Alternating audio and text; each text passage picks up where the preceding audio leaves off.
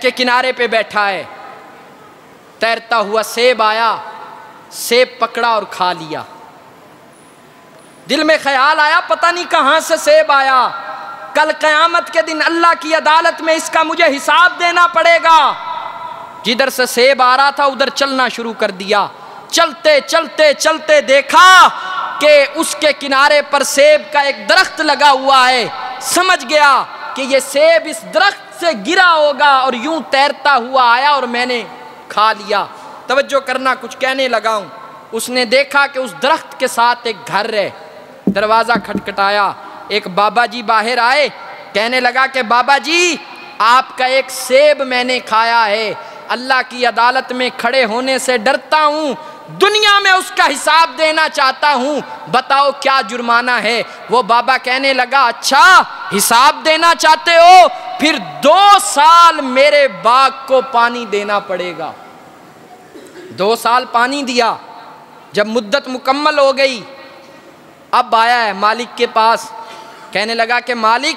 2 سال مکمل ہو گئے، اب مجھے اجازت؟ وڈالہ والو وہ مالک کہنے لگا کہ نہیں، ابھی تجھے اجازت نہیں، ابھی تیرا جرمانہ ادا نہیں ہوا، میری ایک بیٹی ہے، پاؤں سے لنگڑی ہے، ہاتھوں سے لولی ہے، آنکھوں سے اندھی ہے، کانوں سے بولی ہے،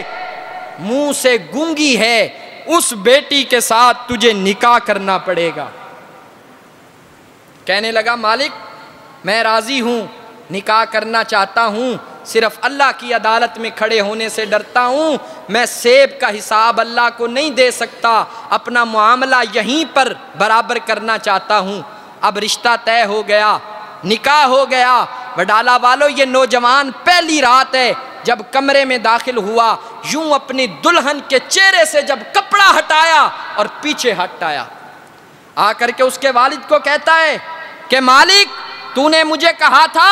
وہ پاؤں سے لنگڑی ہوگی، ہاتھوں سے لولی ہوگی، بولی ہوگی، گونگی ہوگی، اندھی ہوگی، لیکن یہ تو اس کا چہرہ تو 14ویں کے چاند سے زیادہ چمک رہا ہے، تجھے کہیں بھول ہو گئی ہے، یہ وہ لڑکی نہیں ہے۔ مالک کہنے لگا کہ سن، میں نے تیرا اسی کے ساتھ نکاح کیا ہے، میں نے پیروں سے لنگڑی اس لیے کہا ہے کہ جب سے اس نے ہوش سنبھالی ہے اس نے اپنے گھر کی 4 دیواری سے باہر قدم نہیں رکھا، میں نے ہاتھوں سے لولی اس لیے کہا ہے کہ اس نے آج تک اپنا ہاتھ کسی غیر محرم سے نہیں ملایا، میں نے آنکھوں سے اندھی اس لیے کہا ہے کہ اس نے آج تک اپنی آنکھوں سے کسی غیر محرم کو نہیں دیکھا، میں نے کانوں سے بولی اس لیے کہا ہے کہ اس نے آج تک اپنے کانوں سے گانا نہیں سنا، میں نے اس کو منہ سے گونگی اس لیے کہا ہے کہ اس نے آج تک قرآن کریم کے علاوہ کچھ نہیں پڑھا۔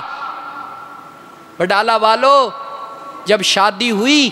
اللہ نے ایک بیٹا عطا فرمایا، اس بیٹے کو دنیا آج عبد القادر جیلانی کے نام سے یاد کرتی ہے۔